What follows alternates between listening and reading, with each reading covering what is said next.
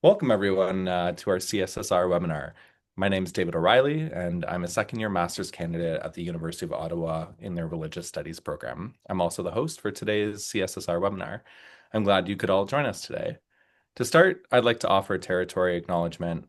I acknowledge that I am near Ottawa right now, but I'm on the traditional territory of the Anishinaabe, Kanien'kehá:ka or Mohawk, and the Algonquin peoples.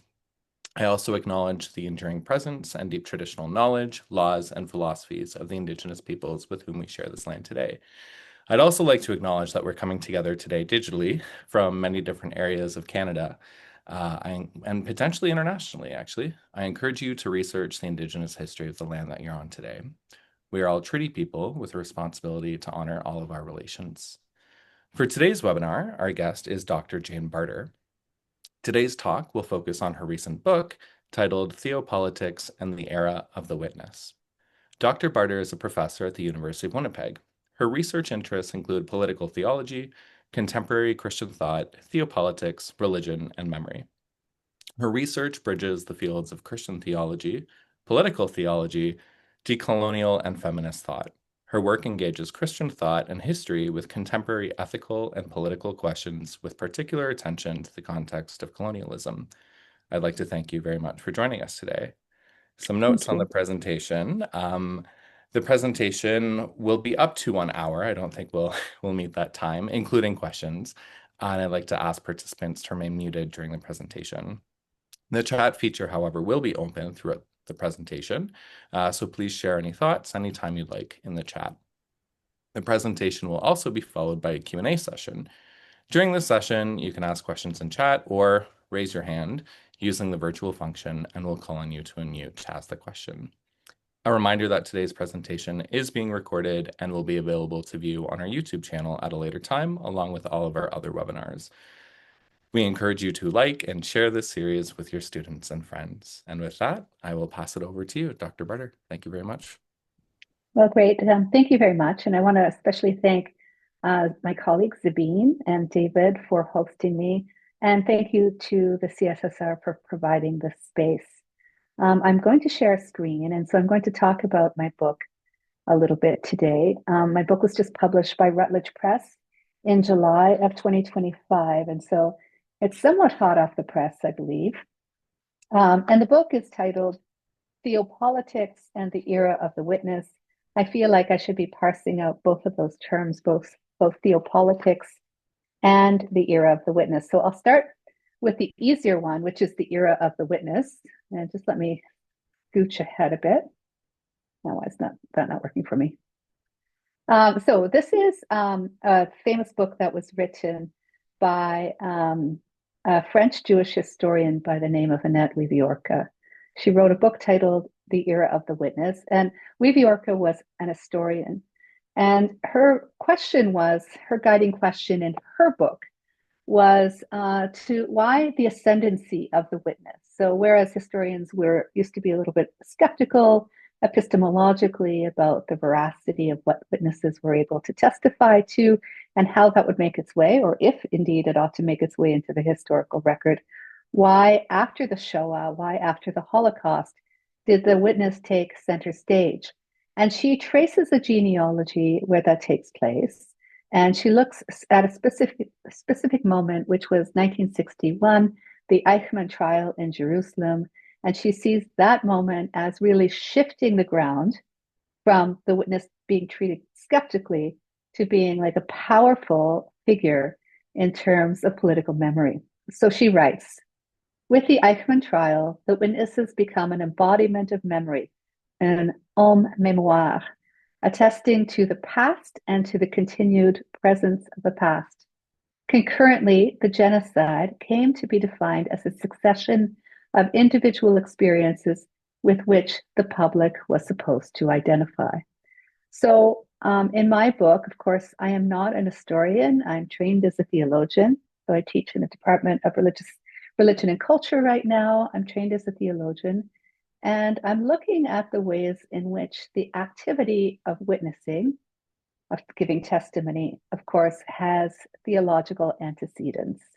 And I trace those theological antecedents within both Judaism and within Christianity as the witness or the martyr offers testimony, and the kind of faith that we often place in the testimony as a source of authority, both in religion, but also analogically, and this is the nature of the question in my book, in testifying to atrocity. In the aftermath of genocide, why do we put a kind of quasi-theological or quasi-religious faith in what it is that the witness testifies to? And so throughout my book, I look at how, in the aftermath of atrocity, in trying to come to terms with an ineffable kind of violence, that witnesses often drew on older theological tropes in order to tell the story.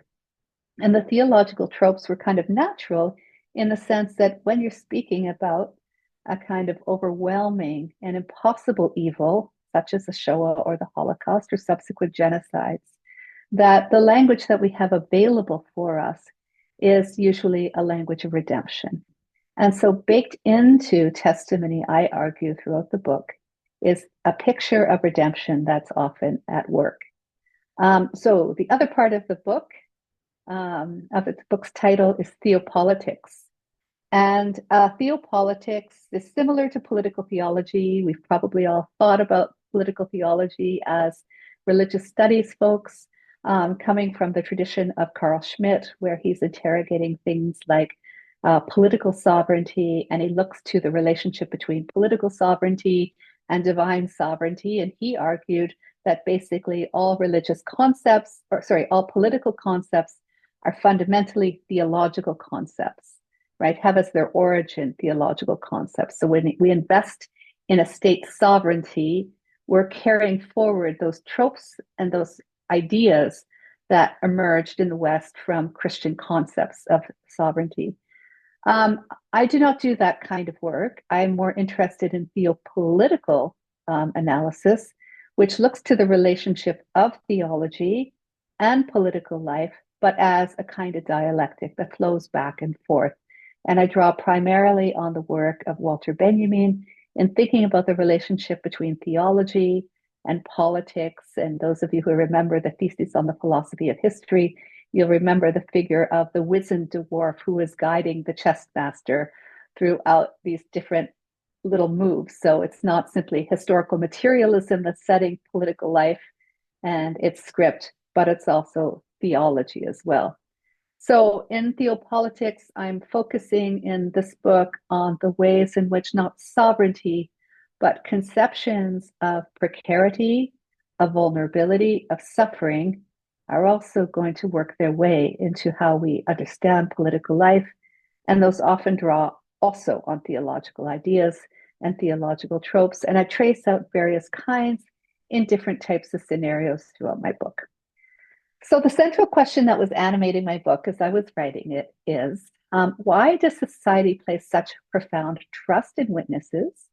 And why does testimony become a moral and political authority? This quote from the USC Shoah Foundation is very telling. Engaging with eyewitness testimony has a humanizing power. So there's almost a theological belief that if we engage with those who are testifying to atrocity, it's going to somehow change us, it's going to shape us, it's going to redeem us. So let me read a tiny bit of my book so you get a sense of my argument here. This is at the very beginning of the book.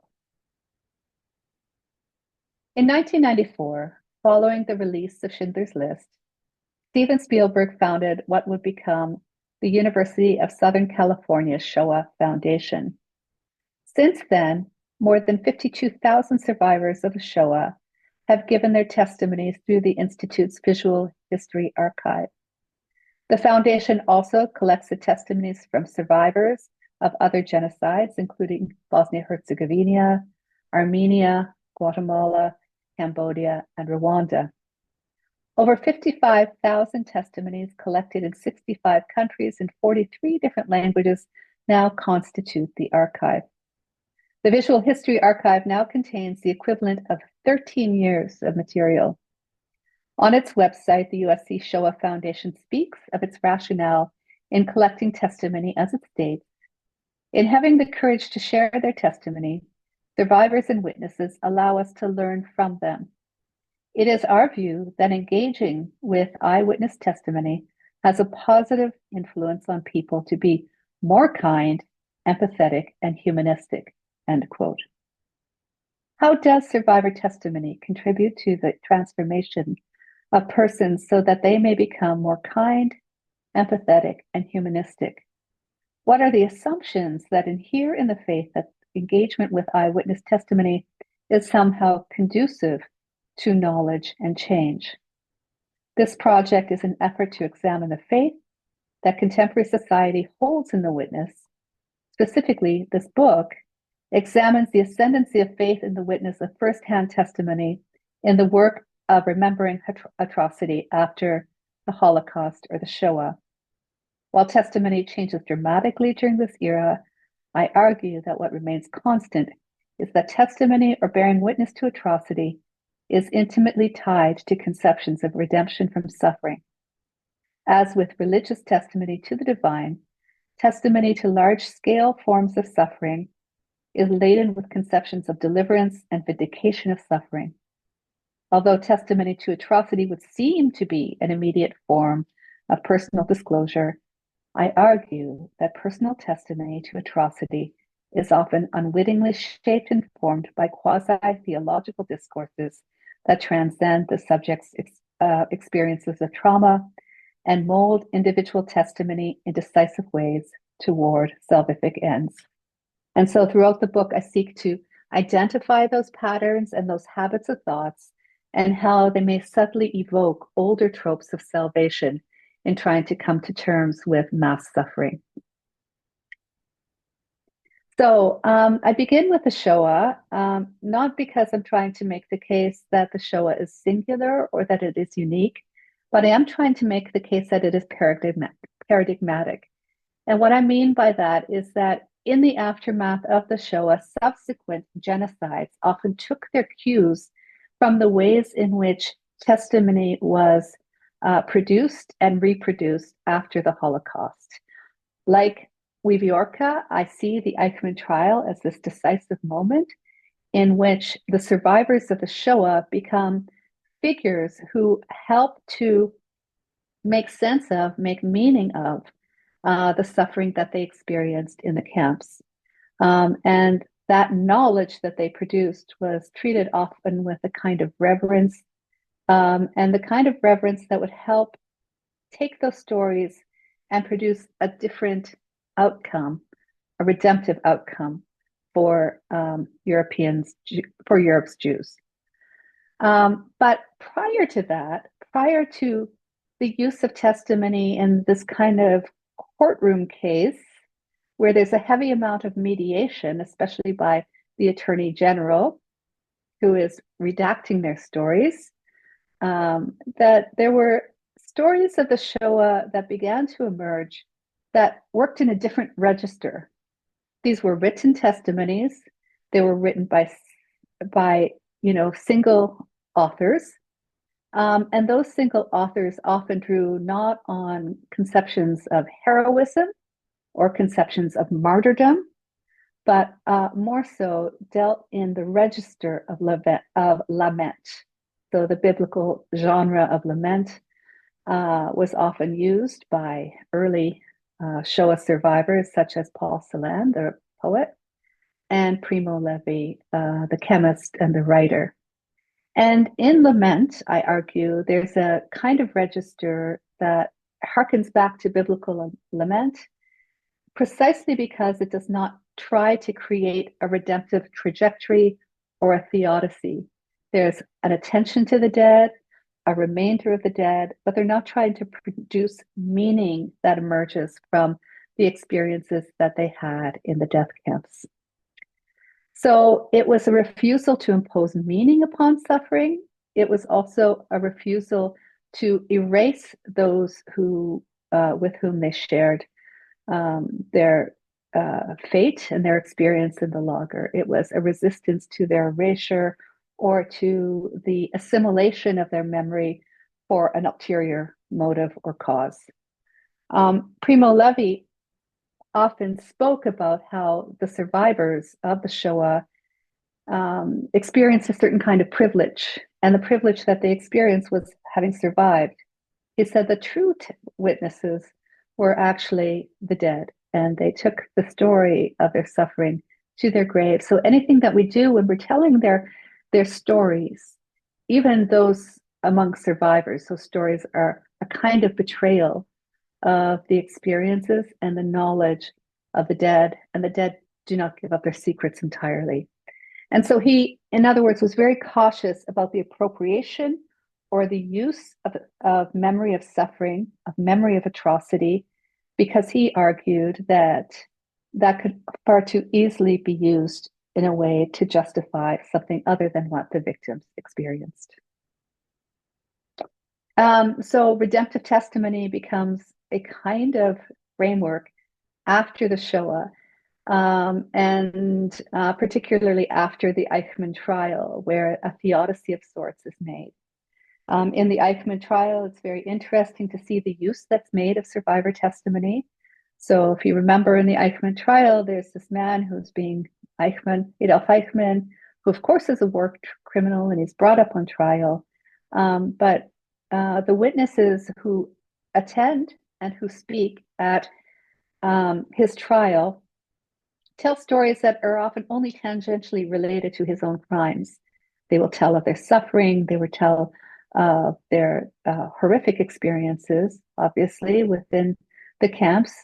But then when that becomes redacted by the Attorney General, especially in his closing statement, those stories become stories which produce a narrative of eternal Jewish suffering over time, and Jewish suffering, that begins in biblical times and is only redeemed or only redeemable according to Hausner, the Attorney General, in the nation of the State of Israel.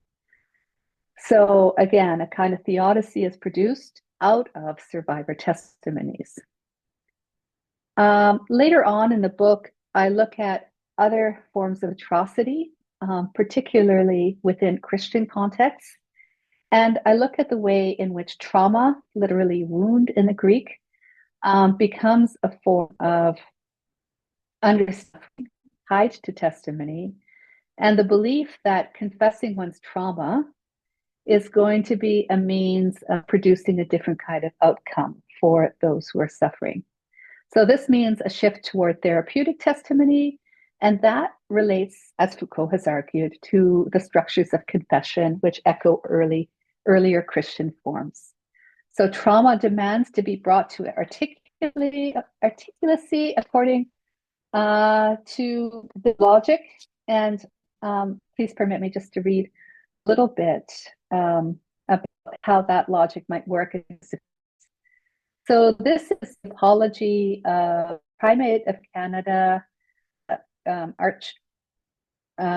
Archbishop Michael Pearse, in which he talks about his experience hearing the stories of residential school survivors in the Anglican Church.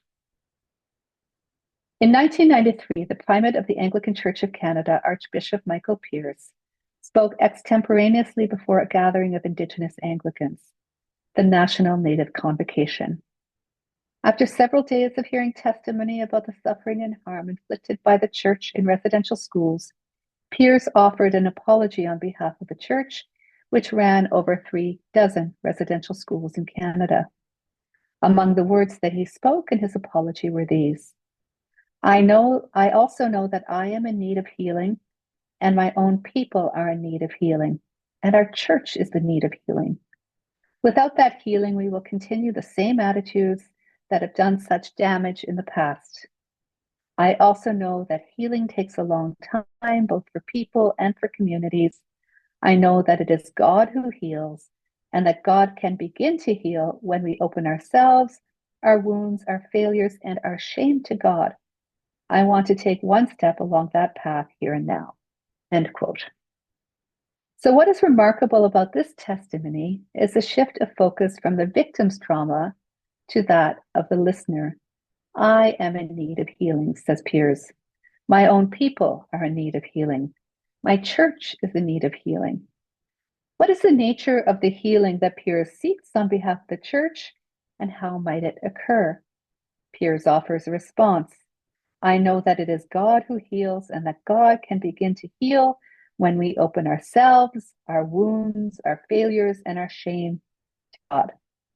The wounds, the trauma of residential schools, are no longer carried by the survivor alone.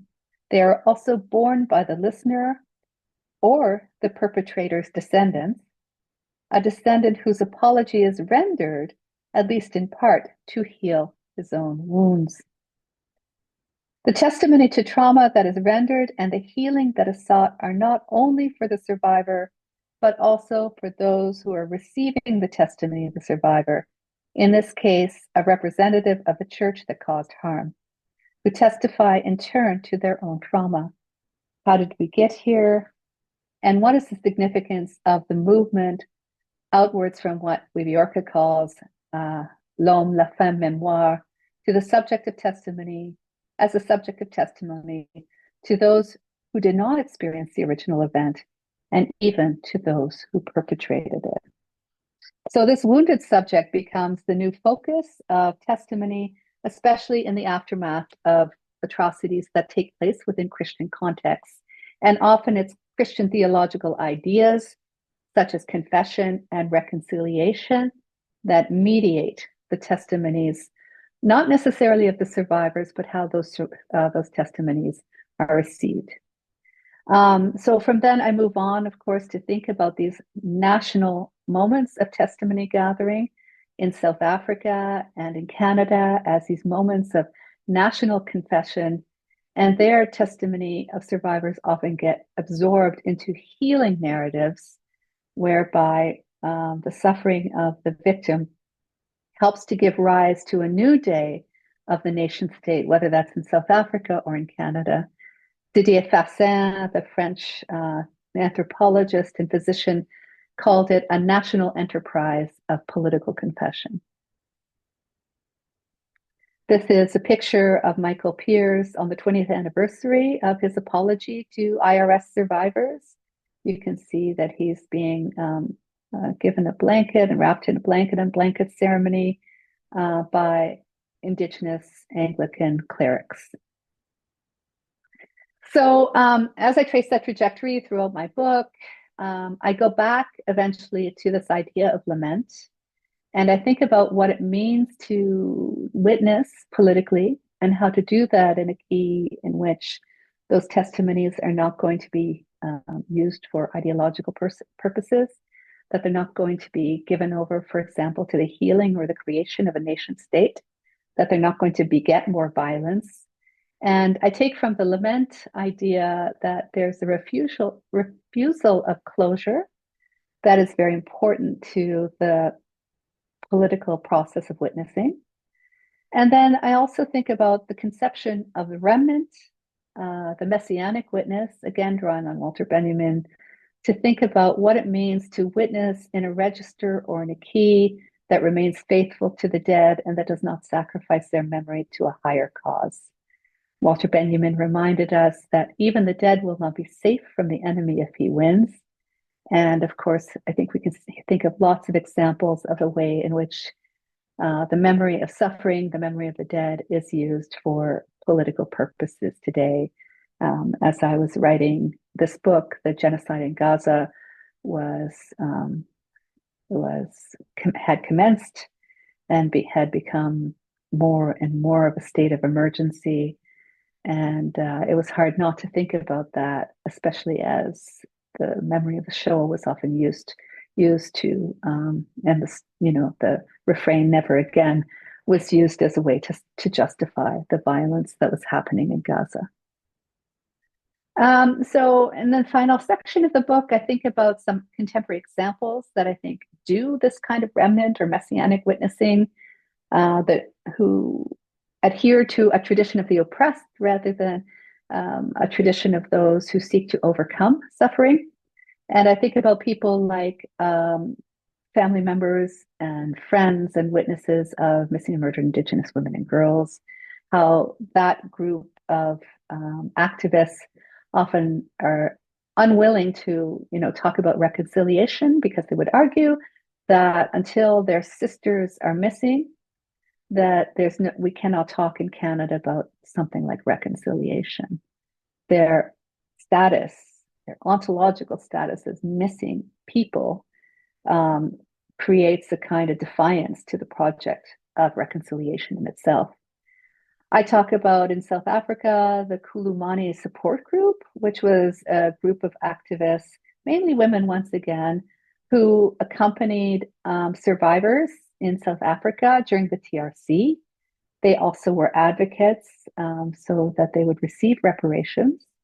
And they even brought corporations to trial. They sued corporations such as IBM because of their profiteering over apartheid. And then I also think about anti Zionist Jewish activists such as Jewish Voice for Peace, who very deliberately take the memory of their suffering in the Shoah and produce not a kind of alienation from Palestinian suffering, but a solidarity. And so I'm just going to conclude my little portion of today's presentation with a quote, with my postscript. This book has developed a progressive argument despite all warnings it contains about progress. It has also centered the theopolitics of two traditions, Judaism and Christianity, whose centering must be urgently challenged today. The Quran states that we must witness to the truth in a manner that will leave humankind with no justifiable ground to deny it. According to the Quran, this is the only purpose behind constituting a distinct ummah named Muslims. Writing this book during 2023 and 2024, during mass atrocities directed against Palestinian life, I know that I must learn more about witnessing, Shahada, and its meaning within Islamic thought. I suppose that it, like the two traditions about which I have written, could just as easily fall into violence on account of a divine command to testify to a truth that is thought to belong to one community alone. Yet I also know that there is a counter-testimony at work in Islam every bit as surely as those I sought in the writing of this book. May such words remain, and may they call us to a moral reckoning in the wake of this genocide that in no small part was justified by faulty witnessing to atrocity. Thank you.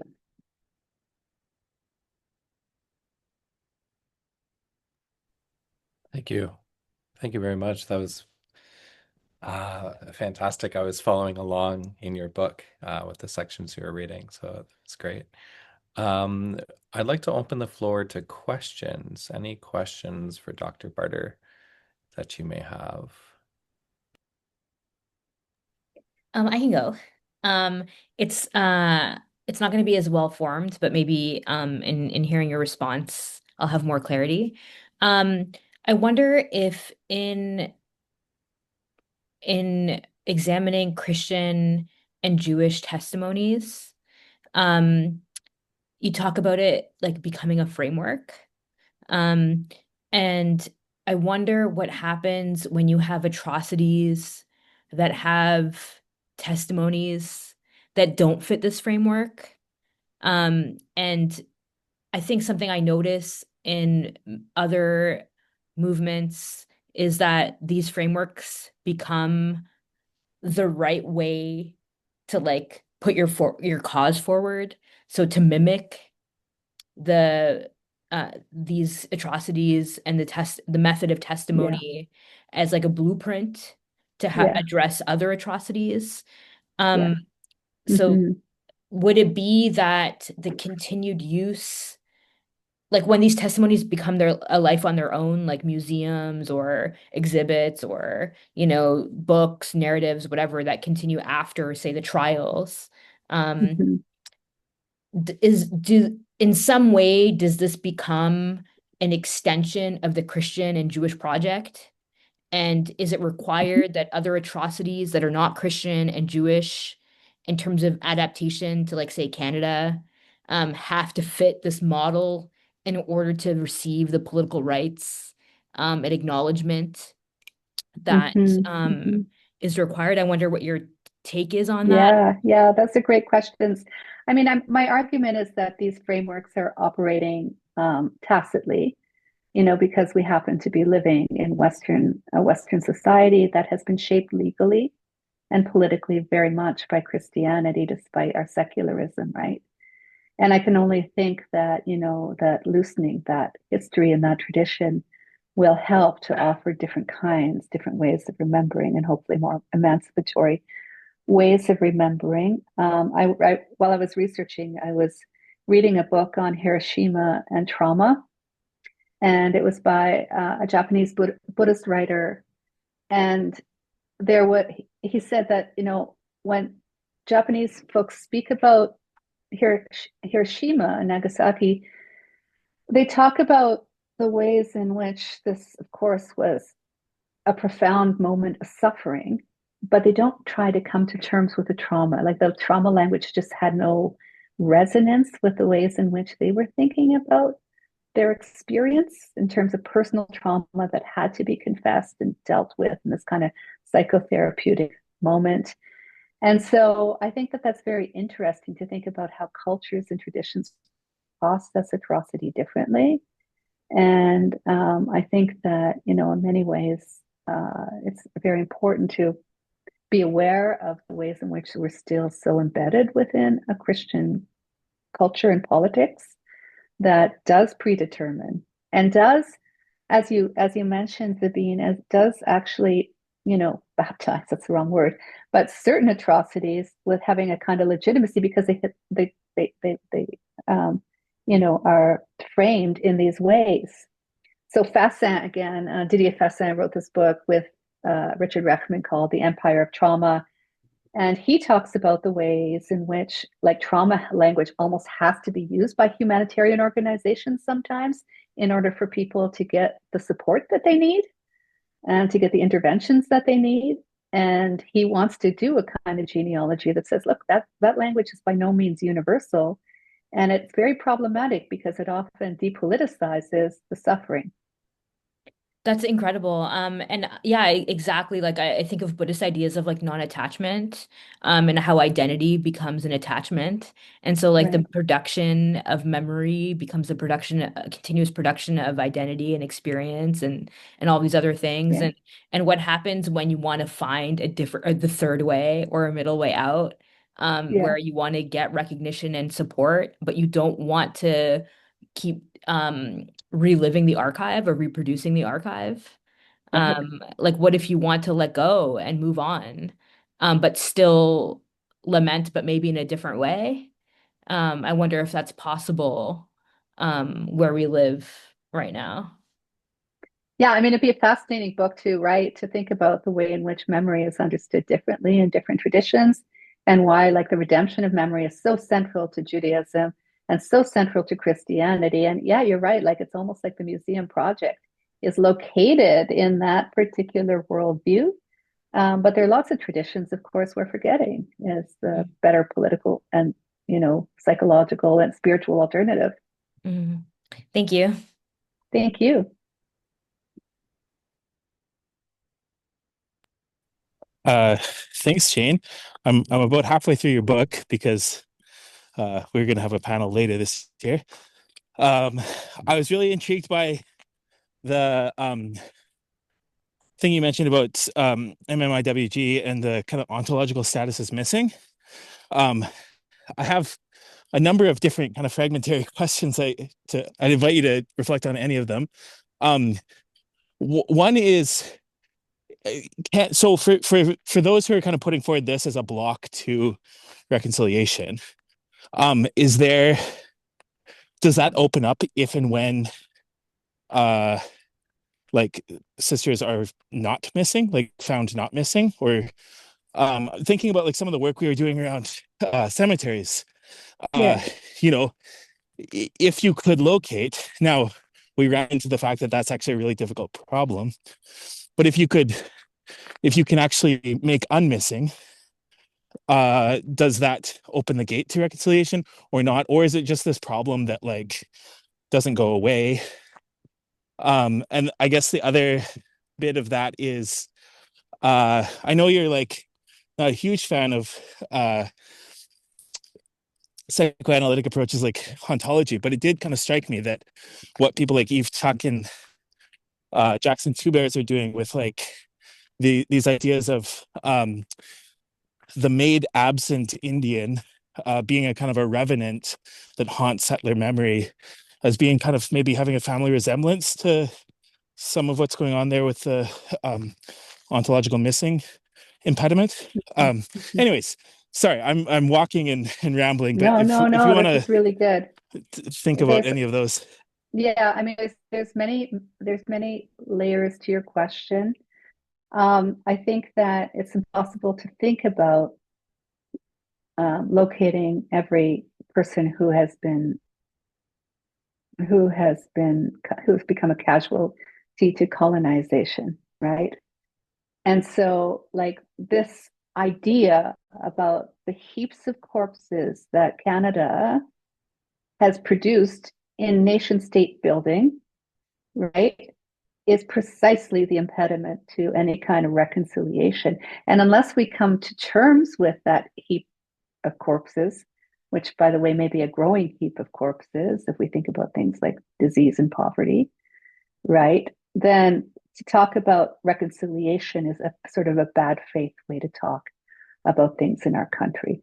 And I've been very influenced by people, by Indigenous activists like Leanne Simpson, for example, and Audra Simpson, who talk about refusal rather than reconciliation.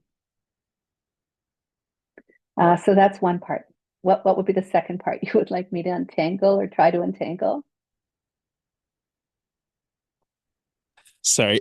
Yeah, so this is where part of the kind of refusal literature has been a kind of a turn to hauntology Yeah, as yeah.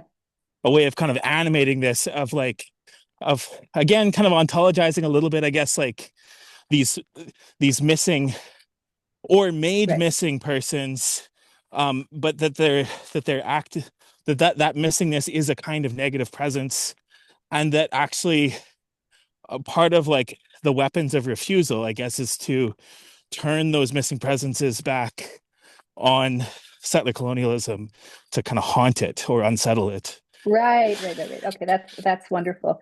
So to me, that has a lot of resonance with the idea of the remnant that I'm working with, especially the messianic remnant vis-a-vis Walter Benjamin here, that like the dead exert a kind of ontological, you may want to say, presence, which ought to goad our political action, right? So we remember, you know, the hundreds of thousands, the millions of dead who, have been sacrificed on the altar of colonialism, and that those become a kind of vanguard, for our action and our activism, and we never forget them. However, there's like a razor thin line between that kind of memory and then utilizing their memory for the sake of a particular end, which, you know, may not have been their intention. That, in other words, it can be very ideologically distorted sometimes. And this is where Celan says, like, nobody can bear witness for the witness. So there also has to be a kind of refusal to politicize it in such a way that it gives rise to further atrocity, right?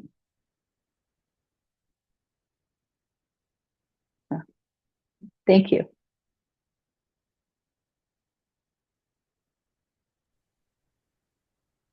Any other questions, or should I come up with one?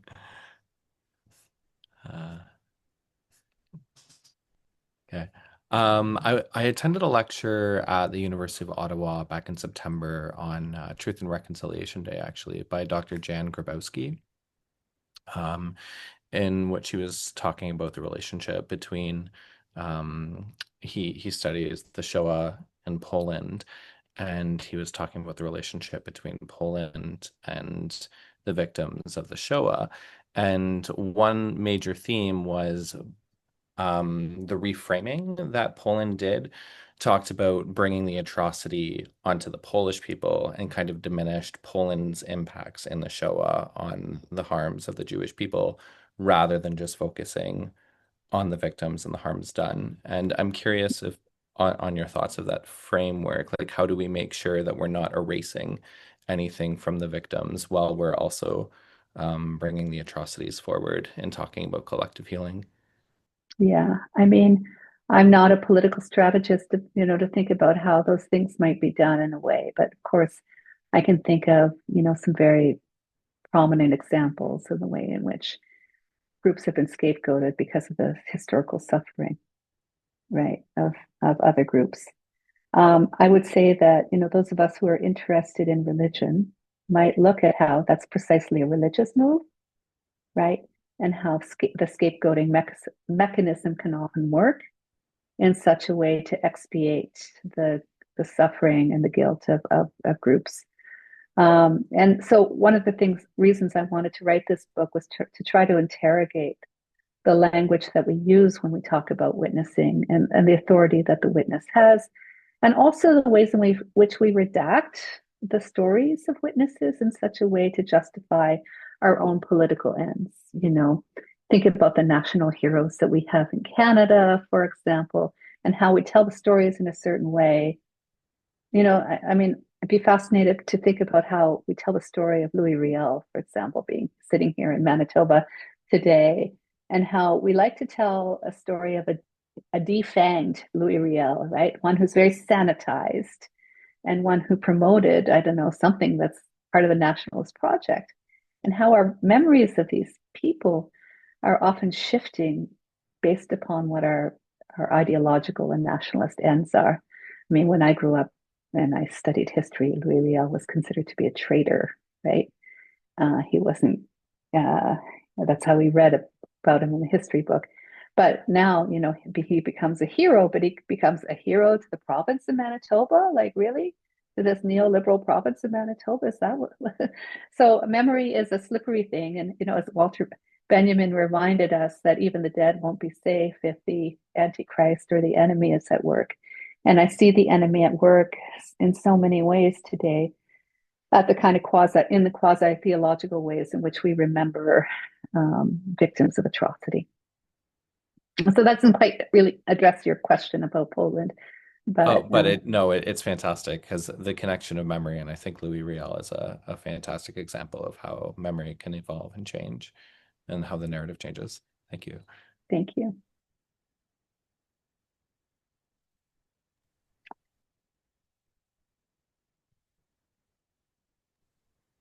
Ryan, question? No? Okay. I saw the camera go back on and thought, Oh, sorry. Yeah, no, I'm in a car now, so my hands aren't freezing as badly. Yeah, I'll be on the hot seat with Ryan at the Canadian Theological Society in Winnipeg this summer or in this June. So. Oh yeah, are you guys coming to that? The CSSR is joining us as well, I think. Yeah. Oh, Really? I'm hoping to be there. Yeah, Awesome. I'll be traveling from Ottawa if I'm able to. This is a Great. good time to have a plug for Winnipeg, I guess. Yeah, Yeah. absolutely. So join us for the CSSR and the CTS in Winnipeg. So that's I think that's the last weekend of May into June. Yeah. Um, CSSR is meeting Saturday to Monday, and then CTS Yeah. is picking up Monday to Wednesday. yeah, so that's the 30th to the 1st Yeah. of June. And then you said Monday to Monday to Wednesday for us. Wednesday. Okay, so June 1st to 3rd. Just so we have the plug in the video. Cool, that's a good idea. Perfect. Well, yeah, unless there's any other questions, thank you so much, Dr. Barter. That was very informative. I'm looking forward to reading your book. It's like the part that I've read, I'm definitely fascinated by, and the parts that you've talked about. So thank you very much for a Thank you wonderful all so presentation. much. It's been a great afternoon. Take care, everyone.